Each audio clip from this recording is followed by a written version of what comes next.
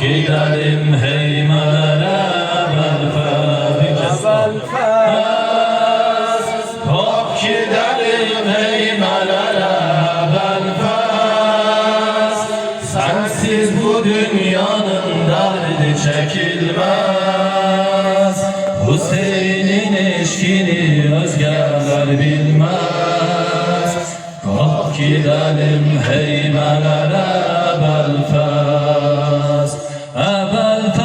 Belfaz, susuzları ya da salan Belfaz.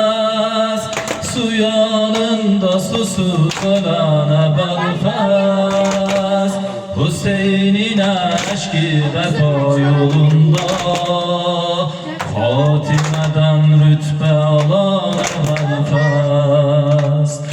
Belfaz, heymelerde susuzların feryadı ucaldı göylere Belfaz adı. Ne dedimse Rukiye'miş susmadı. Kalk gidelim heymelere Belfaz.